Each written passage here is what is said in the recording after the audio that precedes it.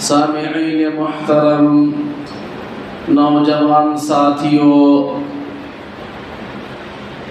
آج رمضان المبارک کا پہلا جمعہ ہے۔ جمعے کے دن کو اللہ کے نبی نے سید الایام قرار دیا ہے، یعنی تمام دنوں کا سردار۔ جیسا کہ رمضان کا مہینہ نیکیوں کے اعتبار سے، نزول قرآن کے اعتبار سے تمام مہینوں سے افضل ہے، اسی طریقے سے جمعہ کا دن تمام دنوں میں افضل اور بہتر دن ہے۔ اللہ کا فضل ہے کہ اس نے ہم سبوں کو رمضان جیسی مبارک ساعت عطا فرما رکھی ہے، مبارک مہینہ دے رکھا ہے۔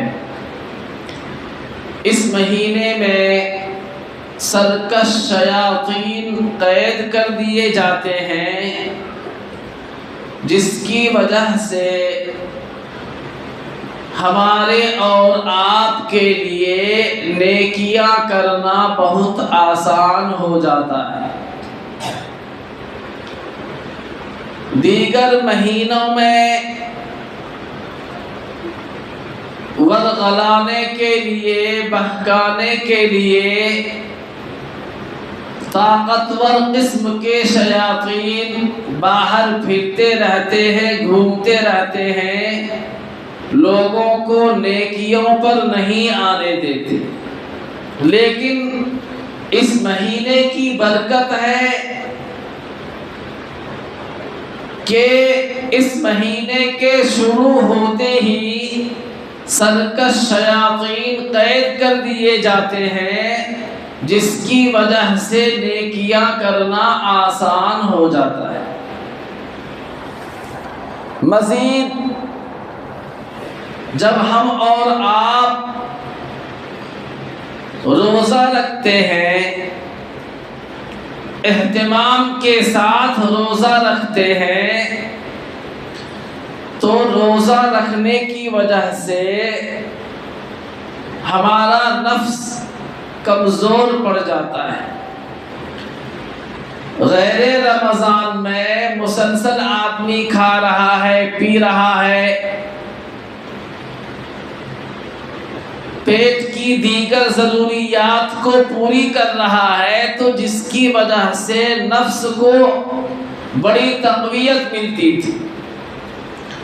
لیکن رمضان کے شروع ہوتے ہی جب ہم نے اور آپ نے روزے کا اہتمام شروع کیا تو نفس کمزور پڑ گیا۔ نفس کے کمزور پڑنے کی وجہ سے بھی نیکیاں کرنا آسان ہو گئی۔ تو بہرکیف یہ جو مبارک مہینہ اللہ رب العزت نے ہمیں عطا فرمائی ہے، اللہ کے نبی ارشاد فرماتے ہیں کہ اس مہینے کا پہلا عشرہ، شروع کے 10 دن سراپا رحمت ہی رحمت ہیں۔ ھذا شہر اولہ رحمہ۔ دوسرا عشرہ، دوسرے 10 دن کے بارے میں اللہ کے نبی فرماتے ہیں وَأَوْسَطُهُ مَغْفِرَةٌ، کہ رمضان کا درمیانی حصہ، 10 دن والا حصہ، یہ مغفرت کا عشرہ ہے، معافی کا عشرہ ہے۔ اور آخری 10 دن کے بارے میں اللہ کے نبی نے فرمایا وَآخِرُهُ عِتْقٌ مِّنَ النِّيرَانِ، نیران یا نار کا لفظ آتا ہے حدیث میں، جس کے معنی آگ کے آتے ہیں۔ تو مطلب یہ ہوا کہ آخری عشرہ آگ سے خلاصی کا ہے، جہنم سے چھٹکارے کا ہے۔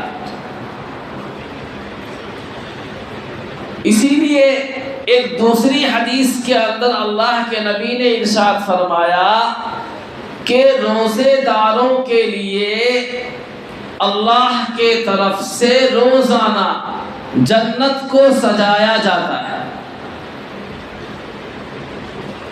اور جنت کے اندر اللہ رب العزت نے ایک دروازہ روزے داروں کے لیے خاص کر دیا جس کا نام ہے باب الریان۔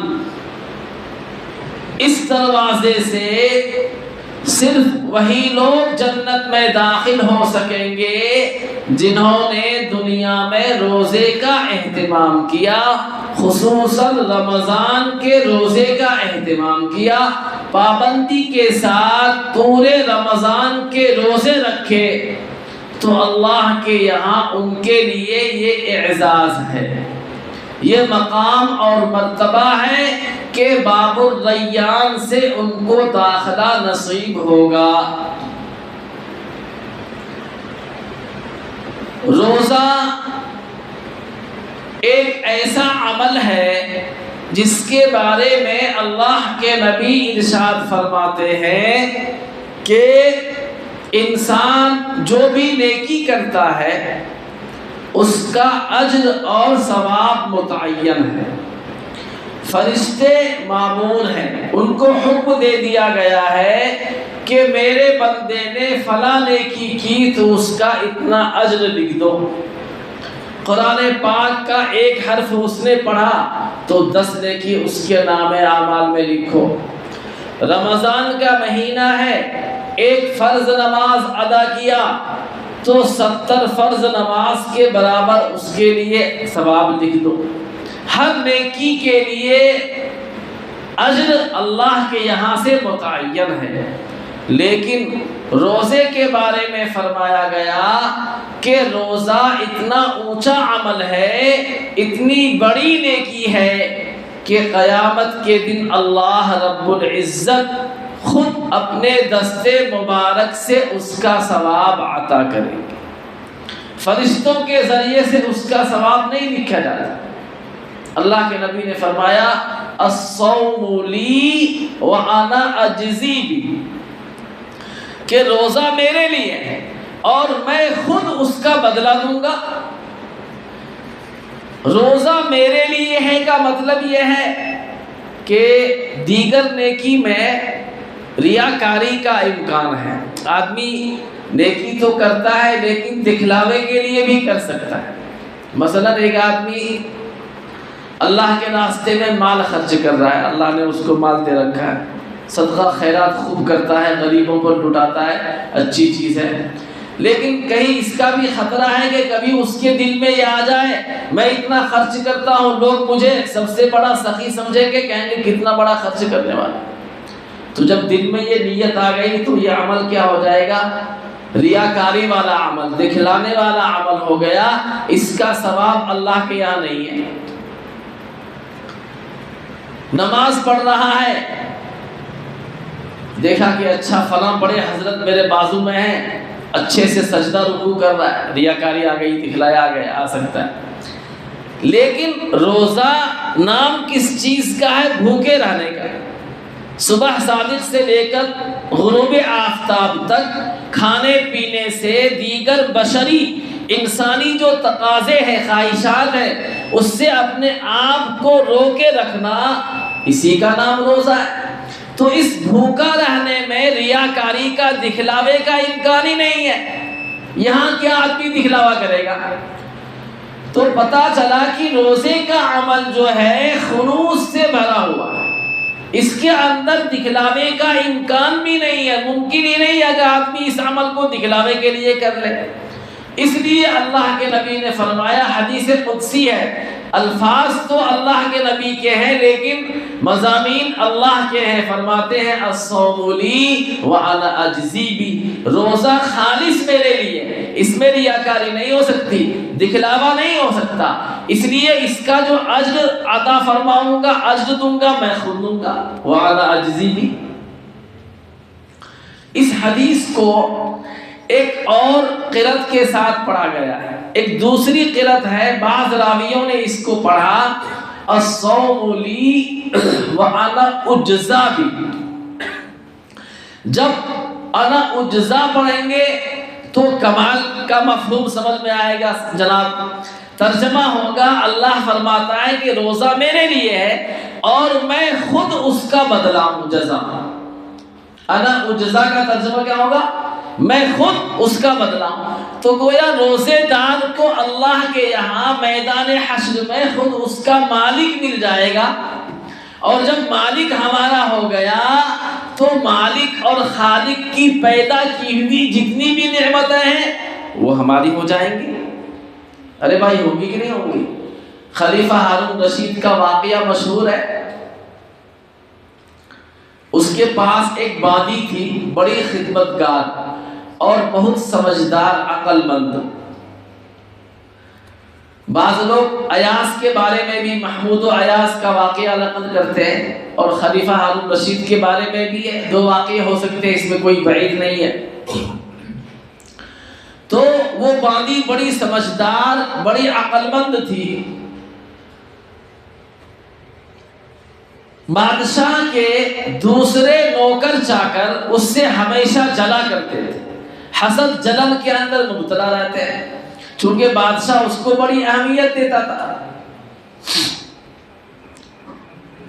ایک مرتبہ بادشاہ کو یہ احساس ہوا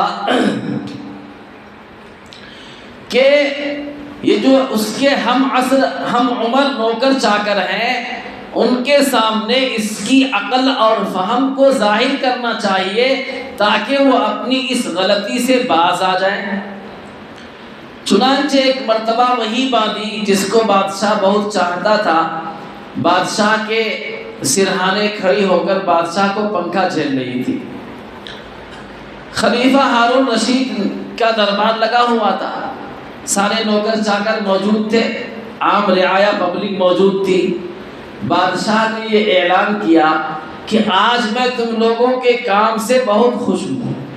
اس خوشی کی حالت میں اعلان کرتا ہوں کہ تم میں سے جو آدمی میرے خزانے کے اندر جو چیز موجود ہے، وہ جس چیز پر ہاتھ رکھ لے گا، چھو دے گا، وہ اس کا ہے.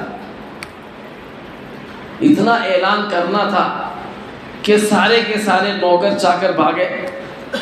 کوئی کسی چیز کو ہاتھ لگا رہا ہے، کوئی کسی قیمتی چیز کو چھو رہا ہے.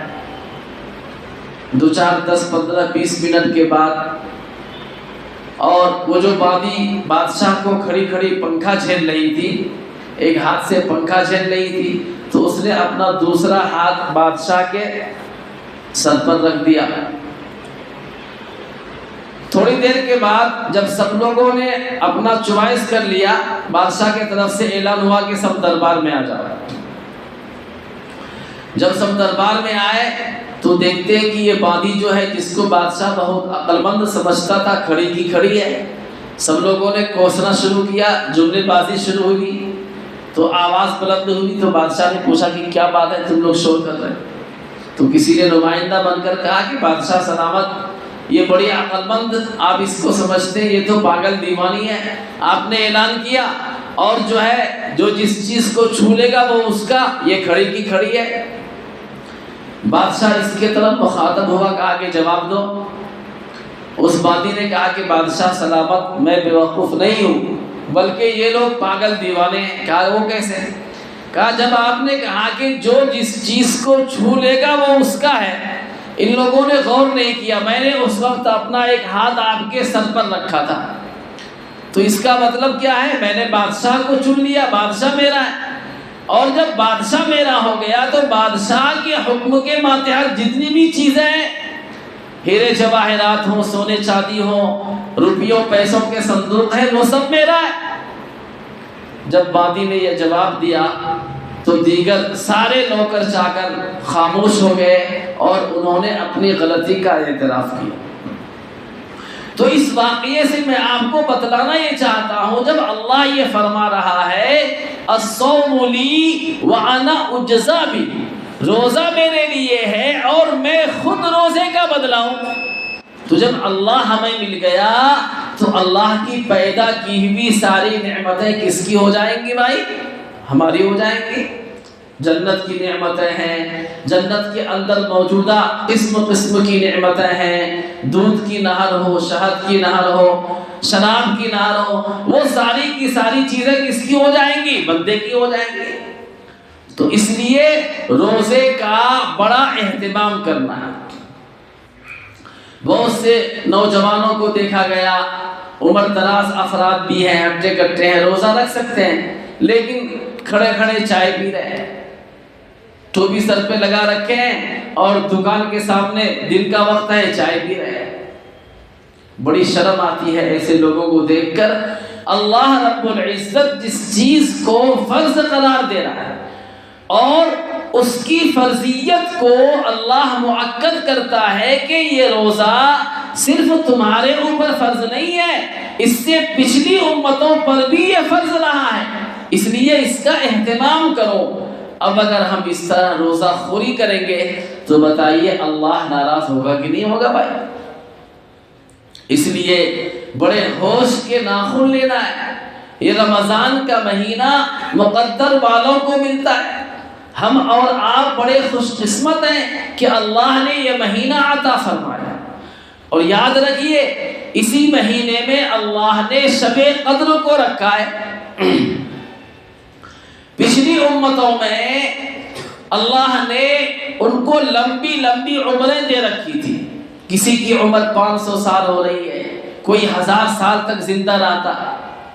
اب اگر کوئی 1000 سال زندہ رہا اور اس نے مسلسل اپنے رب کی عبادت کی تو ظاہر سی بات ہے کروڑوں اربوں خربوں نیکیاں کما لے گا۔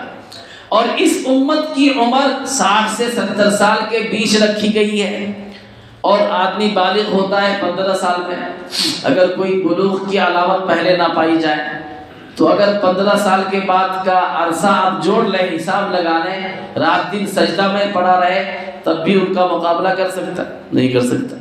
جس کی عمر 1000 سال ہے اور وہ 1000 سال اللہ کی عبادت میں گزار رہا ہے اور آپ جو ہے 30 35 40 سال عبادت کر رہے ہیں تو آپ اس کے برابر کہاں ہو سکتے ہیں؟ تو اللہ نے ان کی برابری کے لیے ہم احساس کمتری کے شکار نہ ہوں کہ ہماری عمر مختصر ہے، اللہ نے شب قدر عطا فرمائی۔ ایک رات عبادت کیجئے، ایک رات عبادت کا ثواب 1000 مہینوں کے برابر۔ اب اگر کوئی زندگی میں 5 شب قدر بھی پا لیا تو اس کی عبادتیں بہت زیادہ بڑھ جائیں۔ تو یہ سارے بہانے ہیں، یہ حیلے ہیں، اللہ نے ہمیں معاف کرنا چاہا، ہماری بخشش کرنی چاہیے، ہمارے درجات کو بلند کرنا چاہا تو اس طرح کے مواقع اللہ نے ہمیں عطا فرمایا۔ اب ہمارا کام ہے کہ ان موقعوں سے مکمل فائدہ اٹھانا ہے۔ رمضان کا مہینہ ہے، اس کا ایک ایک لمحہ قیمتی سمجھ کر گزارنا ہے۔ تراویح کا اہتمام کیا جائے، نوافل عبادات کا ثواب رمضان میں فرض کے برابر ہو جاتا ہے۔ غیر رمضان میں فرض پڑھنے میں جتنا ثواب ہوتا ہے، رمضان میں اگر آپ نفل ادا کریں گے تو اس کا ثواب فرض کے برابر ہے۔ اس لیے تمام فرائض کا اہتمام کیا جائے، اور رمضان میں ایک فرض اگر آپ ادا کریں گے تو اس کا ثواب غیر رمضان کے 70 فرضوں کے برابر ملے گا۔ میں ایک صاحب سے پوچھا کہ بتائیے عشاء میں کتنی نماز ہے؟ تو وہ جوڑ کے بتا رہے ہیں کہ بس وہ کتنی 4 فرض 2 سنت اور 3 وتر، تو 7 رکعت نماز ہوئی۔ 4 تو 6 7 8 9 رکعت نماز ہے ٹوٹل۔ میں نے کہا نہیں 9 نہیں ہے، عشاء میں ٹوٹل رکعتیں کتنی ہے بھائی؟ 17 رکعت ہے۔ ہم کبھی پڑھتے ہی نہیں ہیں تو یاد بھی نہیں رہتا، تو کم سے کم رمضان میں تو 17 پڑھیے۔ ظہر میں کتنی ہے؟ بہت سے لوگ بولیں گے 4 رکعت ہے، یا 6 بولیں گے زیادہ سے زیادہ، 6 نہیں 12 رکعت ہے۔ تو رمضان میں 12 پڑھیے، وہ جو 2 نفل ہے اس نفل کو بھی پڑھا جائے، کیونکہ اس 2 رکعت نفل کا ثواب کتنا ملے گا بھائی؟ فرض کے برابر ملے گا۔ تو اس لیے تلاش کر، ڈھونڈ کر جتنا ہم نیکی کر سکے، یہ رمضان کا مہینہ نیکیوں کا سیزن ہے، نیکی کرنے کا مہینہ۔ اور خصوصی توجہ، وہ جو آیت کریمہ میں نے پڑھی تھی سورہ بقرہ کی آیت ہے، اس آیت کے اندر بھی اور دوسری آیت میں اللہ نے فرمایا مومنوں کو کے صفات اللہ نے ذکر کیے ہیں، الذين ينفقون في السراء والضراء والكاظمين الغيظ والعافين عن الناس۔ 4 صفتیں اللہ نے ذکر فرمائی ایمان والوں کی، اور خصوصاً وہ مومن جو روزے سے ہیں۔ اللہ فرماتے ہیں کہ ان کی حالت کیفیت یہ ہے کہ یہ میرے راستے میں خرچ کرتے رہتے ہیں، چاہے تنگی کی حالت ہو چاہے آسانی والی حالت ہو، مال و دولت کی فراوانی ہے تب بھی میرے راستے میں مال خرچ کرتے ہیں، اور مال و دولت کی فراوانی نہیں ہے، تنگ دستی ہے، تو اس لحاظ سے اپنی حیثیت کے مطابق خرچ کرتے ہیں۔ 2 صفتیں ہو گئی۔ اور آگے فرمایا والکاظمین الغیظ، یہ مومن جو روزے دار ہے یا عام مسلمان، ان کی حالت یہ ہونی چاہیے کہ وہ ہمیشہ غصے کو پی جاتے ہیں۔ دیکھیے غصہ کرنا موقع پر یہ اچھی چیز ہے، لیکن بلا موقع بلا سبب غصہ کرنا یہ خراب چیز ہے۔ غصے کی وجہ سے آدمی کی عقل معاف ہو جاتی ہے، وہ ایسا کام کر گزرتا ہے بعد میں جس پر افسوس ہوتا ہے۔ تو اس لیے مومن کی ایک صفت ہونی چاہیے کہ وہ غصے کو دبائے رکھے، غصہ اس پر حاوی نہ ہو، بلکہ یہ غصے کو اپنے کنٹرول میں رکھے۔ کہاں غصہ کرنا ہے، کتنا کرنا ہے، وہ اس کو سمجھ رہے ہیں۔ اگر ہم غصے میں آ کر اپنے آپے سے باہر ہو گئے تو پھر ظاہر سی بات ہے ہم بیوقوف ہیں، ہم ایمان کی صفت سے ناواقف ہیں۔ آج کل نوجوانوں کو دیکھا گیا میاں بیوی میں کچھ انبن ہوئی، بس زبان پہ فوراً غصہ چڑھا، دماغ پہ فوراً 3 طلاق دے دیا، جاؤ، اور بعد میں پچھتاتے حضرت کوئی شکل نہیں ہے ہم پھر سے میاں بیوی بن جائیں۔ جب عقل آتی ہے غصہ اترنے کے بعد کوئی شکل نہیں ہے، اللہ لگا رہا۔ تو غصہ یہ خطرناک چیز ہے، اس پر ایک مسلمان کو قابو رہنا چاہیے۔ چوتھی چیز اللہ نے فرمایا والعافین عن الناس، مومن کی صفت ایک ہونی چاہیے کہ جب کوئی دوسرا اس کو تکلیف دے، ستائے، اس کا حق دبائے، تو مومن کا دل اتنا بڑا ہوتا ہے کہ وہ لوگوں کو ہمیشہ معاف کرتے ہوئے آگے بڑھ جاتا ہے۔ کیا کرتا ہے؟ والعافین عن الناس، لوگوں سے درگزر کرتا رہتا ہے، اس لیے کہ ہر ایک سے آپ الجھیں گے تو زندگی تو اسی میں ختم ہو جائے۔ تو خاص کر یہ رمضان کا مہینہ، اگر کوئی آپ سے جان بوجھ کر جھگڑا کرنا بھی چاہے، الجھنا بھی چاہے، برا بھلا کہے، آپ اپنے آپ کو قابو میں رکھیے۔ ٹھیک ہے بھائی سلام، تم کو جو کرنا ہے کرو، میرے پاس ٹائم نہیں ہے، رمضان چل رہا ہے، میں تو بس اللہ کا ذکر کروں گا، اللہ کو یاد کروں گا، تجھ سے نہیں الجھوں گا میں۔ تو والعافین عن الناس کی صفت ایک مومن کی ہونی چاہیے کہ جب کوئی شخص اس سے الجھنا چاہے، اس کو بلا وجہ فضولیات میں لگانا چاہے، تو اپنے آپ کو یہ کہہ کر کہ نہیں میرا روزہ ہے، میں رمضان کے مہینے میں چل رہا ہوں، میں تم سے نہیں الجھتا، میں تم کو سلام ہے، بس اتنا بول کر آدمی آگے بڑھ جائے۔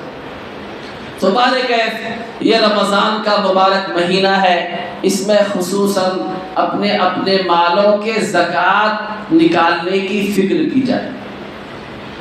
اب دیکھیے موسم کتنا گرم ہے، بارش بھی نہیں ہو رہی ہے، بعض روایات کے اندر آتا ہے بلکہ اللہ نے خود قرآن میں فرمایا وما اصابکم من مصیبت فبما کسبت ایدیکم، کہ تمہارے اوپر جو حالات آتے ہیں اس کی وجہ تمہارے اعمال ہیں، تمہارے ہاتھوں کی کمائی کی وجہ سے۔ سینکڑوں جگہ کا بور سوکھ گیا، پانی نہیں ہے، کئی مساجد کے بور سوکھے پڑے ہیں، بڑی پریشانیاں ہو رہی ہیں۔ تو ظاہر سی بات ہے بارش اگر ہوگی اللہ کی رحمت اترے گی تو یہ پریشانی ختم ہوگی نہیں ہوگی بھائی؟ گرمی کی شدت ہے تو یہ پریشانی کیسے ختم ہوگی؟ اللہ کو راضی کرنے سے۔ اور اللہ کو جہاں ہم رمضان میں بدنی عبادت کے ذریعے، نماز تراویح کے ذریعے، روزہ کے ذریعے، ذکر و اذکار کے ذریعے، قرآن پاک کی تلاوت کے ذریعے سے راضی کریں گے، وہی مانی عبادت کے ذریعے سے بھی اللہ کو راضی کرنا ہے۔ اور مانی عبادت اللہ نے اگر آپ کو